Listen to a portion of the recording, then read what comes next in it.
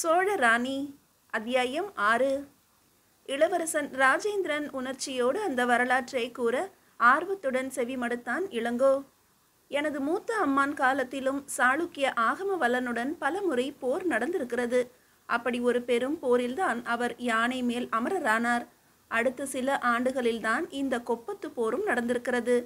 அடடா, கூறுங்கள் இளவரசே. கிருஷ்ணையின் வடகரை அருகே கொப்பம் என்ற இடத்தில்தான் அந்த பெரும் போர் நடந்தது. மேலை சாளுக்கிய மன்னன் ஆகம வல்லனின் பெரும் யானைப்படை, புறவிப்படை, காலாட்படை என பல்லாயிரம் படை சோழர் படையை எதிர்த்திருக்கிறது. ஆகம வல்லனின் மைந்தன் இளவரசன் விக்ரமாதித்தனும் சாளுக்கிய படைத்தலைவன் வாளாதேவன் தலைமையில் போர் பயிற்சியில் வல்லவர்களான பல படைத்தலைவர்களும் ஒரு சேர இணைந்து போரிட்டிருக்கிறார்கள். கூர்ந்து செவிமடுத்து கொண்டிருந்தான் இளங்கோ. கண்கள் பெரும் கனவில் லயித்திருப்பன போல தன் முன்னே விரிந்து பெருவழியை மேலோட்டமாக பார்த்தவாறே போர் நிகழ்ச்சிகளை தொடர்ந்து விவரித்து கொண்டிருந்தான் இளவரசன் ராஜேந்திரன். சோழ மாமன்னர் 2ஆம் ராஜேந்திரருடன் இளவரசர் ராஜமகேந்திரர், தற்போதைய இளவரசர் வீரராஜேந்திரர் மூவரும் இணைந்து சோழ பெரும் படையை நடத்தியிருக்கிறார்கள். அந்த படையெடுப்பில் சோழர்களின் பெரும் படை தலைவரான மதுராந்தக தமிழ் பேரரையனும் திருவையாற்றில் பிறந்த சேனாதிபதி அரையன் ராசராச அணிமுறி நாடாழ்வாரும் பெரும் பங்கு ஏற்று போரிட்டிருக்கிறார்கள் என்ற இளவரசன் பக்கவாட்டில் பயணித்த மெய்காவலன் இளங்கோவை திரும்பி பார்த்தான். பிறகு என்றான் இளங்கோ, கதை கேட்கும் ஆர்வம் விழிகளில் மின்ன.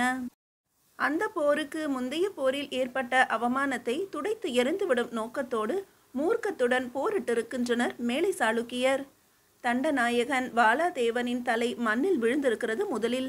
தொடர்ந்து பல படைத்தலைவர்கள் சரிந்திருக்கிறார்கள். அப்போதைய சோழ இளவரசனான ராஜமகேந்திர தேவர் புலியென சீறி பாய்ந்து போரிட்டிருக்கிறார். பெரும் தீர செயல்களையும் நிகழ்த்தியிருக்கிறார். கடும் போர் அது. ஆயிரக்கணக்கில் உயிரிழப்பு. சாளுக்கிய படை புறமுதுகிட்டு ஓடியிருக்கின்றன. ஆகம வல்லனும் விக்ரமாதித்தனும் மீண்டும் பெரும் தோல்வி கண்டு ஓடியிருக்கிறார்கள். சாளுக்கியர்களின் யானைகளையும் புறவிகளையும் பண்டாரங்களையும் கைப்பற்றி திரும்பி இருக்கிறது சோழர் படை. அப்போதைய சோழ இளவரசர் பற்றி கூறினீர்களே பிரபு, அவர்தான் மும்முடி சோழர் என்று அழைக்கப்பட்டவர். சேர பாண்டிய மண்டலங்களுக்கு அரச பிரதிநிதியாக இருந்தவர். அடுத்த பட்டத்து இளவரசராக முடிசூட்டப்பட்ட பெரு வீரர். அவருக்கு இளையவர்தான் இப்போதைய இளவரசர் வீரராஜேந்திர சோழர் என்ற வேங்கி இளவரசனின் முகம் சட்டென்று இருண்டு துயரம் காட்டிற்று. பேசுவதை சில கணங்கள் நிறுத்தி அமைதியாக பயணித்தான். வரலாற்றை செவிமடுத்து வந்த இளங்கோ திடீரென்று இளவரசனின் முக மாறுதலை கண்டு திடுக்கிட்டான். தயக்கத்தோடு கேட்டான், அப்படியானால் மும்முடி சோழரான ராஜமகேந்திரர் இப்போது எங்கே இளவரசே என்றவன் இளவரசனின் முகத்தையே வைத்த விழி மாற்றாமல் பார்த்தான். ஒற்றை கரத்தை வானத்தை நோக்கி உயர்த்திய இளவரசன் இதழ்களை விரித்தான். அவன் ஆளுமை மிக்க விழிகளும் ஆகாயத்தை நோக்கின. சில வினாடிகள் ஒரு சோக பெருமூச்சும் வெளியேறியது அவனிடமிருந்து. அதன் பிறகு சில நிமிடங்கள் அவன் பேசவில்லை. சற்று நேரம் வரை இருவரிடமும் பலத்த மௌனம் ஆட்சி செலுத்தியது. பெரு வீரனான ராஜமகேந்திர சோழனை பற்றிய வரலாற்றை மட்டுமே சற்று முன்பு செவி மடுத்திருந்த இளங்கோவின் வீர இதயம் பெரும் துன்பத்தை உணர்ந்து துடித்தது. வேங்கி இளவரசன் விண்ணை நோக்கி கையையும் விழிகளையும் உயர்த்தியதை கண்டதும் ஆடிப்போனான் அந்த நடார் கிராமத்து நல்லிதய வீரன். மாவீரரான ராஜமகேந்திர சோழரின் இழப்பை எண்ணி சில காலம் அவர் சோழ சாம்ராஜ்யத்தின் புகழ்பெற்ற அரியணையில் அமர்ந்து ஆள முடியாத அவலம் அவனை சுட்டது. கொடிய விதியை மனதுக்குள் சாடினான். இனம் புரியா சினமும் மூண்டது அவனிடம். அதன் வெளிப்பாடாய் புறவியின் வயிற்றில் தன் கால்களால் இருமுறை உதைத்தான். புறவி விர் என்று விரைவு காட்டி பறந்தது. அவன் மனநிலையை உணர்ந்த இளவரசனும் சற்று பின்தங்கிவிட்ட தனது புறவியையும் உசுப்பிவிட்டு முன்னேறினான். தன்னை பக்கவாட்டில் நெருங்கி வந்த இளவரசனை ஏறிட்டு பார்த்த இளங்கோ, இந்த உலகில் எதுவும் சாஸ்வதம் இல்லையோ இளவரசே, மனம் வெறுத்து போகிறது என்றான். உண்மைதான் இளங்கோ, எதுவும் சாஸ்வதம் இல்லைதான். சாஸ்வதம் இல்லாத உலகில்தான் எத்தனை கொடும் போர்கள், பூசல்கள், சதிகள் என்ற இளவரசன் அமரராகிவிட்ட ராஜமகேந்திர சோழரும் எனக்கு சில போர்க்கலைகளை கற்றுவித்துள்ளார் இளங்கோ. எனது மூத்த அம்மானை போலவே அவரும் படு துருதுருப்பானவர், கம்பீரம் நிறைந்தவர். இருவருமே விரைவில் என்னை விட்டு பிரிய நேர்ந்துவிட்டது என்ற ராஜேந்திரன், சரி, பொழுது சாய தொடங்கிவிட்டது என்றவன் புறவியிடம் ஏதோ சமிகை செய்தான். அவனது சமிகையை புரிந்து கொண்ட புறவி மேலும் வேகம் கூட்டி பறந்தது. அன்றைய பயணம் தொடங்கியது முதலே புறவிகளை விரைவாகவே நடத்தியதாலும் சாலையின் பெரும் பகுதி தொலைவு மரங்களற்ற பொட்டல் வெளியாக இருந்ததாலும் புறவிகளின் மேல் வியர்வை வாடை வீசிற்று. குணதிசை வானம் செக்கரடித்தது. செவ்வண்ணம் பூசிக்கொண்ட மேக திரட்சி பல வடிவங்களில் பல தேசங்களின் வரைபடங்கள் போல அழகு காட்டினாலும் ஏதோ பெரும் அபாய அறிவிப்பை உணர்த்துவதாக உணர்ந்தான் இளவரசன் ராஜேந்திரன் என்கிற விஷ்ணுவர்தனன். பசுமை படர்ந்த பகுதியில் புறவிகள் பாய்ந்து சென்றன. சாலையின் இரு மருங்கிலும் பெரும் மரங்கள் தழைத்தோங்கி நின்றன. ஆதவனும் முழுதாக நழுவி மறைந்தான். சோழ சாம்ராஜ்யத்தின் வடக்கு எல்லையாக நெடுங்காலமாக நிலவி வந்த கிருஷ்ணயாற்றை புறவிகள் நெருங்கிவிட்டன. அருகே ஒரு சிற்றூர் இருந்தது. இளவரசனின் புறவி வழக்கம் போல கிருஷ்ணயாற்றங்கரையை ஒட்டி அமைந்திருந்த பயண மாளிகையின் மதில் சூழ்ந்த வளாகத்துக்குள் நுழைந்து வேகம் குறைத்து நின்றது. இளங்கோவின் புறவியும் இளவரசனின் புறவியை பின்பற்றியது. இருவரும் புறவியிலிருந்து குதித்து இறங்கினர். புறவியின் முதுகில் செல்லமாக தட்டினான் இருமுறை இளவரசன். அது சுகமாக முதுகை நெளித்து நீட்டியது. கிளி என்று கனைத்து பற்களை இழித்து தலையை ஆட்டிற்று அந்த உயர் சாதி புறவி. கடமையில் சுறுசுறுப்பானான் இளங்கோ. சில தடவைகள் இங்கு தங்கிய போது இளவரசனை அறிந்திருந்த அந்த பயண மாளிகையின் காரியஸ்தன் விடுதியின் வாயிலுக்கே வந்து இளவரசனை வரவேற்றான். விடுதி பணியால் இருவரை அழைத்து புறவிகளை லாயத்துக்கு கொண்டு போக உத்தரவிட்டான். புறவி சேனத்தை அவிழ்க்க வந்த விடுதி பணியாளனின் ஒருவன் புறவியை நெருங்கி சேனத்தில் கை வைத்தான். கை வைத்த மறுகணமே ஐயோ என்று அலறியபடி புறவியால் உதைத்து தள்ளப்பட்டு பல கஜ தொலைவில் ஓடி விழுந்தான். இளவரசனே ஓடிப்போய் அவனை தூக்கி நிறுத்திய போது அவன் நிமிர்ந்து நிற்க முடியாமல் தள்ளாடினான். காரியஸ்தனும் மற்றவர்களும் இந்த காட்சியை கண்டு அதிர்ச்சியும் இளங்கோ மட்டும் மகிழ்ச்சியும் அடைந்தனர். மகிழ்ச்சியை மறைத்து கொண்ட இளங்கோ, அடடா, நீ ஏனப்பா அதனிடம் சென்றாய்? அது மகா முரட்டு புறவி. இந்த மட்டில் உன்னை அது விட்டதே, அது உன் நல்லுள்தான் என்றான். மாமன்னன் ஜெயங்கொண்டானான ராஜராஜ சோழன் காலத்தில் கட்டப்பட்ட அந்த கிருஷ்ணயாற்றங்கரை பயண மாளிகை சோழ சாம்ராஜ்யத்தின் வடக்கு எல்லையில் உள்ள பெரும் மாளிகையாதலால் எல்லா காலங்களிலும் அம்மாளிகையில் பல்நாட்டு தூதுவர்களும் சோழ சாம்ராஜ்யம் வேங்கி நாடு இவற்றை சேர்ந்த அரசு அதிகாரிகளும் படைத்தலைவர்களும் இளவரசர்களும் தங்கி செல்லும் முக்கிய கேந்திரமாக விளங்கியது. சில நேரங்களில் பேரரசர்களும் சிற்றரசர்களும் தங்கி இளைப்பாரிய பெருமையையும் பெற்றியது. அடிக்கடி அந்த அரச அதிகாரிகள் என் பேராயத்தினர் வந்து தங்கி சென்றதால் மற்ற எந்த பயண மாளிகையை காட்டிலும் நல்ல உணவு, தங்கும் விசாலமான அறைகள், புறவிகள், தேர்கள் நிறுத்துவதற்கான தனித்தனி இடங்கள், பராமரிப்பு பணியாளர்கள் அனைத்தையும் மேற்பார்வையிட காரியஸ்தன், சில ஆயுதமேந்திய காவலர்கள் என்று சகல ஏற்பாடுகளும் வசதிகளோடும் இருந்த அம்மாளிகையில் பின் மாலை நேரத்தில் வந்து சேர்ந்த வேங்கி இளவரசன் ராஜேந்திரனும் மெய்க்காவல் வீரன் இளங்கோவும் ஒரு பெரிய அறையில் தங்கினர். மாளிகை வளாகத்துக்குள் வந்து சேர்ந்ததும் புறவியால் உதைத்து தள்ளப்பட்ட பணியாளனை மெல்ல அழைத்து சென்று அலுவல் அறையில் விட்ட பிறகு தனது பயண பையிலிருந்து ஒரு தைல குப்பியை எடுத்து வர செய்து புறவி குழம்பால் தாக்குண்ட பணியாளனின் காலில் தடவிவிட்ட இளவரசன் அதன் பின்பே அறைக்கு சென்றான். கடும் வெயில் பயணத்தால் ஏற்பட்ட சோர்வை போக்கிக் கொள்ள ஒருவர் மாற்றி ஒருவராக நீராடி முடித்தனர். இரவு உணவும் உண்டு முடித்த பிறகு அறையில் இருந்த பெரும் கட்டிலில் அமர்ந்தான் இளவரசன். அறை கதவை தாளிட்டு வந்த இளங்கோ இளவரசன் முகத்தையே பார்த்து கொண்டு நின்றான். என்ன கேட்க நினைக்கிறாய் இளங்கோ என்றான் இளவரசன். அந்த விடுதி பணியாளனுக்கு சிகிச்சை செய்தீர்களே பிரபு, அது பற்றித்தான் என்று சொற்களை பாதியில் நிறுத்தினான். சொல். தங்களுக்கு மருத்துவ சிகிச்சை முறைகளும் தெரியுமா இளவரசே? சிறிதளவு தெரியும். பூரணமாக கற்பதற்கு சந்தர்ப்பம் கிடைக்கவில்லை என்ற இளவரசனின் குரலில் முழுதும் கற்க முடியவில்லையே என்ற ஆதங்கம் வெளிப்பட்டது. சிறிதளவு என்றால்?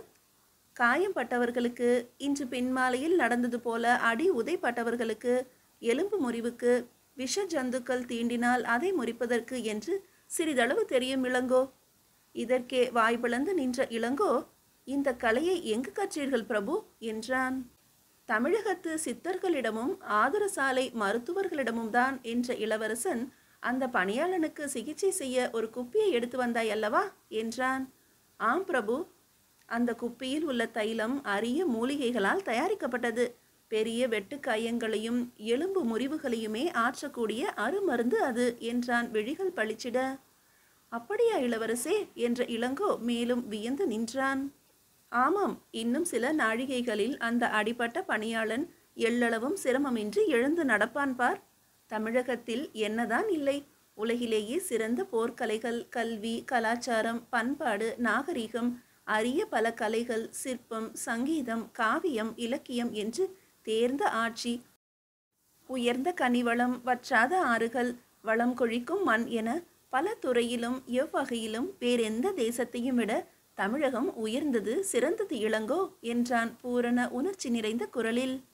அவன் இதழ் அசைவுகளையே இமைக்காமல் கண்டு நின்று செவிகளை தீட்டிக்கொண்டு செவிமடுத்த இளங்கோ தனக்கே உரிய இயல்போடு, ஏதேது, போகிற போக்கை பார்த்தால் தமிழகத்தை தாங்களே ஆக்கிரமித்து விடுவீர்கள் போல தெரிகிறதே என்றான் கீழ்பார்வையாக இளவரசனை பார்த்தவாறு. இல்லை அப்பனே, இல்லை. தமிழகத்தை நான் ஆக்கிரமிக்க எண்ணவில்லை. தமிழகம்தான் என்னை ஆக்கிரமித்திருக்கிறது. மண்ணால், பொன்னால், காற்றால், நீரால், கலையால், வீரத்தால், பறந்து விரிந்த பார்வையால், இன்னும் சொல்லப்போனால் இதய நேசத்தால் என்ற இளவரசன் கட்டிலை விட்டு சட்டென்று எழுந்து அந்த விசாலமான அறைக்குள் தன் வலிய கரங்களை பின்புறம் கோர்த்தபடி அப்படியும் இப்படியும் உலவினான். தனது உரிமையான வேங்கியிடம் கூட காட்டாத பற்றையும் பிணைப்பையும் அவன் தமிழகத்தின் மீது வைத்திருப்பதை உணர்ந்த இளங்கோ மெய்யாகவே மனம் உருகினான். முன் எப்போதை காட்டிலும் பன்மடங்கு பக்தியோடு பார்த்தான் வேங்கி இளவரசனை. தமிழகத்துக்கு உறவுக்காரனான இளவரசருக்கே தமிழகத்தின் மீது இத்தனை பிரேமை இருக்கும்போது அந்நியரும் எதிரிகளும் பொறாமைப்படுவதில் ஒன்றும் வியப்பில்லை என அவன் இதயம் எண்ணியது. பூரணமான வாலிப பருவத்தை அடையாத அந்த இளவரசனின் மீசை கூட முதிராத சிவந்த முகத்தில் அலாதியானதொரு கம்பீரமும் ஜொலிப்பும் துலங்குவதையும் இளங்கோ கண்டு அனிச்சையாக வியந்தான். பல நாழிகை துளிகள் இளவரசன் ஏதும் பேசாமல் உலவிக் கொண்டிருந்தான். அவன் எழில் முகத்தில் சிந்தனை ரேகைகள் மாறி மாறி தெரிந்தன. விழிகளில் கனவுகள் மின்னின. திடுமென்று நடப்பதை நிறுத்தி இளங்கோ என்றான். பிரபு என்றான் இளங்கோ மென்மையோடு. எனக்கோர் ஆசை இளங்கோ என்றவன் இளங்கோவை கூர்ந்து பார்த்தபடி தொடர்ந்து சொன்னான். எதிர்காலத்தில் நான் எங்கு வாழ்ந்தாலும் சரி, எனது முப்பாட்டனார் ராஜராஜ சோழரை போல, பாட்டனார் கடாரம் கொண்ட மாமன்னரை போல ஏராளமான ஆலயங்களை எழுப்புவேன். அவர்கள் போல உன்னதமான ஆலயங்களை எழுப்ப இயலாவிட்டாலும் என்னால் இயன்ற அளவு அதிக எண்ணிக்கையிலான ஆலயங்களை நமது பல கடவுள்களுக்கும் எழுப்புவேன். அறநிலையங்களை அமைப்பேன். கல்வி சாலைகளை கட்டுவேன். உலகம் முழுவதும் எனது தூதுக்குழுக்களை அனுப்பி நேசக்கரம் நீட்டுவேன். இது உறுதி என்றான் இளவரசன். அவனது உயர்ந்த லட்சியங்களை கேட்ட இளங்கோ மெய்யாகவே இவன் சொன்னபடி இம்மையும் பிசகாமல் சாதிக்கக்கூடியவன்தான் என்று நம்பினான். அவன் இதழ்களும், தாங்கள் நிச்சயம் செய்வீர்கள் இளவரசே, ஆனால் எங்கு வாழ்ந்தாலும் சரி என்றீர்களே, அது ஏன் என்றான் குழப்பத்துடன். எனக்கு நாடாள்வதில் துளியும் விருப்பமில்லை இளங்கோ. நாடோடியாக தெரிவதுதான் எனக்கு பிடிக்கிறது. உலகம் முழுவதும் சுற்றி வரவும் ஆசை. இடையிடையே உன்னதமான காரியங்களையும் முடிக்க விருப்பம். ஏனோ தெரியவில்லை, மிகப்பெரிய சாம்ராஜ்ய அதிபதியாக வர வேண்டும் என்ற எண்ணமோ, முள்முடியான மணிமுடியை தரிப்பதிலோ துளியும் எனக்கு இஷ்டமில்லை. சில பொழுதுகளில் கால சக்கரத்தின் சுழற்சியோடு நான் கலந்து போவதாக உணர்கிறேன். நீ கூட இன்று பயணத்தின் போது கூறினாயே, இந்த உலகத்தில் நமக்கு எதுவும் சாஸ்வதமில்லை என்று. அந்த உணர்வுதான் என்னிடம் மேலோங்கி உள்ளது. ஆனாலும் என் கடமைகளையும் அவ்வப்போது குற்றமின்றி நிறைவேற்ற முனைகிறேன் என்ற இளவரசனை குழப்பம் தீராத விழிகளை காட்டி பார்த்து கொண்டிருந்தான் இளங்கோ. என்ன சொல்கிறீர்கள் இளவரசே? நாடாள்வதில் விருப்பமில்லையா? அப்படியானால் வேங்கி மகுடத்தின் கதி? சற்று நேரம் இளங்கோவின் விழிகளையே எந்த சலனமும் இன்றி பார்த்த இளவரசன், உனது வினா நிரம்பவும் நியாயமானதுதான் வீரனே. வேங்கியின் மடிமுடியை சூடி ஆள்வதற்கு மனம் நிறைய ஆசைகளோடு இன்னொரு மனிதரும் காத்திருக்கிறார் என்றவனின் இதழ்களில் ஒரு இளநகை நெளிந்து காட்டியது. விழிகளும் கூடுதல் ஒளியை காட்டின. என்ன என்ன சொல்கிறீர்கள் பிரபு என்று அதிர்ந்த இளங்கோ, இளவரசு பட்டம் தங்களுக்கு தானே சூட்டப்பட்டிருக்கிறது. இன்னொரு மனிதர் ஆவலோடு காத்திருப்பதாக கூறுகிறீர்களே, சர்வ சாதாரணமாக. யார் அந்த மனிதர்? தங்கள் தந்தையாருக்கு பிறகு தாங்கள் தானே முறைப்படி முடிசூடிக்கொள்ள வேண்டும்.